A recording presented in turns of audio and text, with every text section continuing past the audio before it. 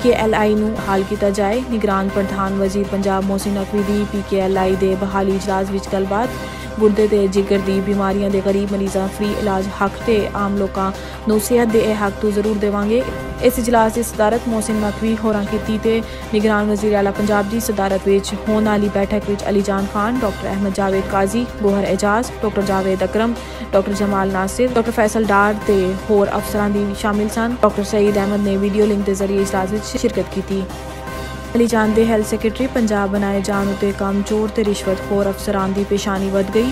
अली जान बड़े मेहनती ते फर्जशनास अफसर ने जिन्होंने शहबाज शरीफ दे वज़ीर आला होंदियां होया महकमे सेहत विच बहुत सारियां नूं नवीं सहूलतां दित्तियां ते हर किस्म दीयां दवाइयां अस्पतालों विच अपनाईयां सन।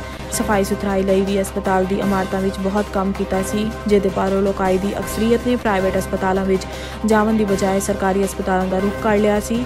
अली जान दे बतौर सैकटरी सेहत पंजाब ओहदा संभालन ते गरीब लोकाई विच खुशियां दी लहर दौड़ गई।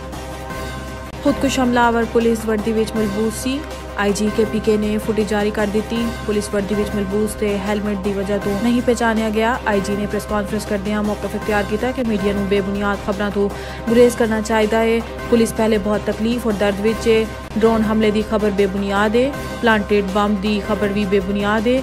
पुलिस अपने एक एक शहीद का बदला लवेगी। असी दहशतगर्द नैटवर्क के बहुत करीब पहुँच गए हाँ। दूजी तरफ गुज़िश्ता शब वीडियो बयान में इमरान खान ने अपने उत्ते लगाए इल्जाम का दिफा इस तरह किया कि हुकूमत के कोल दो ऑप्शन सन, या तो फिर असी 50 तो 60 हज़ार लोगों को गोली मार देंगे या फिर उन्होंने नाल मुज़ाकरात करके उन्होंने आबाद कर दे, लेकिन उन्होंने आबाद करने वास्ते फंड नहीं दिता गया। मेरी हुकूमत का खात्मा भी दहशतगर्दी की वजह है। मेरी KPK विच ते हुकूमत सी, लेकिन विफाक ने मदद नहीं की, जिसकी वजह तो मसाइल का सामना करना पिया।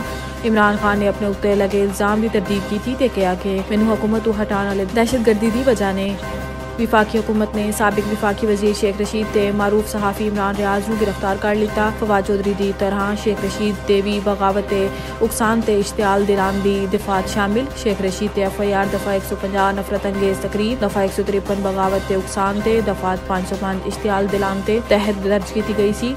शेख रशीद की गिरफ्तारी की वीडियो सोशल मीडिया पर वायरल। शेख रशीद शहबाज शरीफ, राना सना, जरदारी ते बिलावल नूं गालियां कढ़ रहा सी। एक होर वीडियो विच कह रहा सी कि पुलिस मेरियां बच्चियां ते तशद्दुद कीता है। पुलिस का कहना है कि शेख रशीद नशे की हालत विच सी। शेख रशीद की शादी ही नहीं हुई, बच्चे कित्थों आ गए ने। दूजी तरफ इमरान रियाज नूं FIA ने गिरफ्तार कर लिया। मुकदमे की तफसील सामने नहीं आई। शेख रशीद, फवाद चौधरी, इमरान रियाज की गिरफ्तारी इस चीज़ की तरफ इशारा कर रही है कि हुकूमत सख्त हिकमत अमली अपना चुकी है ते हुकूमत की रिट नूं चैलेंज करने वाले नाल सख्ती निपटन का फैसला कर चुकी है। मुस्लिम लीग काफ के रहनुमा परवेज इलाही ते PTI ने शेख रशीद की गिरफ्तारी की मजम्मत की है। बकरे दी मां कद तक खैर मनाएगी। इस्लामाबाद हाई कोर्ट तो तहरीक इंसाफ वास्ते बुरी खबर। इमरान खान का अपनी नाजायज़ बेटी टेरियान की शनाख्त छुपाने का केस अहमियत इख्तियार कर गया। इमरान खान की मुबैना बेटी टेरियान की शनाख्त छुपाने के केस की समाअत chief justice Islamabad high court Aamir Farooq ने की थी। समाअत के दौरान चीफ जस्टिस ने रिमार्क्स दिते कि इमरान खान का मौक़िफ़ यह है कि वह हुण पब्लिक ऑफिस होल्डर नहीं है।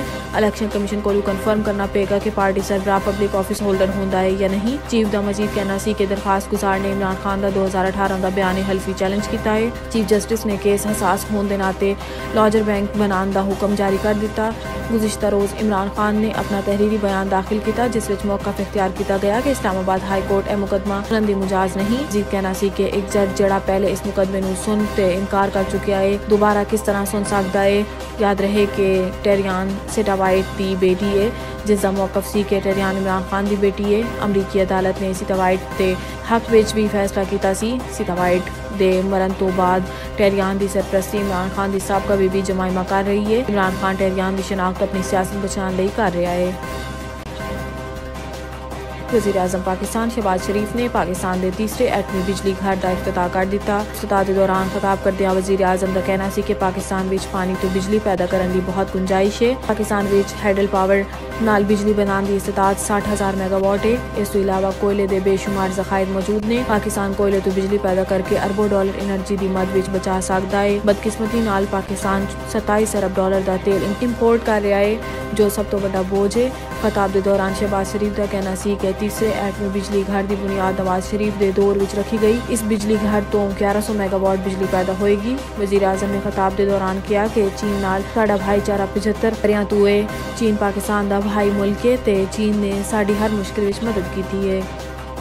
तहरीक इंसाफ वास्ते बुरी खबर कि इस्लामाबाद हाई कोर्ट ने ममनुआ फंडिंग केस का महफूज फैसला सुना दिता।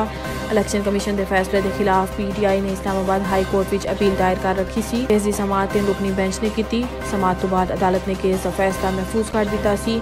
अज महफूज फैसला सुना दिता गया। मुख्तसर जबानी फैसले विच हाई कोर्ट ने तहरीक इंसाफ की अपील खारिज कर दी ते इलेक्शन कमीशन का फैसला बरकरार रखा। अदालत ने इलेक्शन कमीशन की तरफों तहरीक इंसाफ नूं भेजा गया शोकाज नोटिस कानूनी करार दे दिता। अदालत ने फैक्ट फाइंडिंग रिपोर्ट नूं भी कानूनी ते दुरुस्त तस्लीम कर लिया। तफसीली तहरीरी फैसले विच अपील खारिज होने की वजूहात दसियां जाणगियां। अपील खारिज होने नाल इमरान खान ते नाअहली दी तलवार लटकना शुरू। तहरीक इंसाफ दा मौकफ है कि जल्द हाई कोर्ट के फैसले के खिलाफ सुप्रीम कोर्ट अपील दायर करनगे। इलेक्शन कमीशन ऑफ पाकिस्तान ने KPK ते पंजाब विच साफ शफाफ इलेक्शन कराने वास्ते दोनों हुकूमतों नूं इंतजामी अफसरान तब्दील करने का मरासला जारी कर दिता। AP हुकूमत ने अफसरान की तब्दीली वास्ते कमेटी तश्कील दे दी। इलेक्शन कमीशन ने दोबारा गवर्नर पंजाब ते KPK नूं इलेक्शन की हतमी तारीख देने की मरासला लिखिया। दोनों गवर्नर्स ने मौजूदा मुआशी ते दहशतगर्दी की हालिया लहर विच तारीख देने तो माजरत की। दोनों का मौकफ सी कि इलेक्शन कमीशन पहले दोनों हुकूमतों के सिक्योरिटी इदारे ते तमाम पार्टियों नाल मुशावरत कर ले, फिर फाइनल तारीख का ऐलान किया जाएगा। इमरान खान ने दोनों गवर्नर का फैसला बदनीयती ते मबनी करार दे दिता ते कहा कि हुकूमत दहशतगर्दी की मद विच इलेक्शन कराना चाहती है। इमरान खान का कहना सी कि नवे इलेक्शन नूं बाद अवाम दे मैंडेट नाल आने वाली हुकूमत ही सख्त फैसले कर सकती है ते मुल्क के हालात काबू कर सकती है। मौजूदा नाअहल हुकूमत पाकिस्तान के मसाइल हल नहीं कर सकती।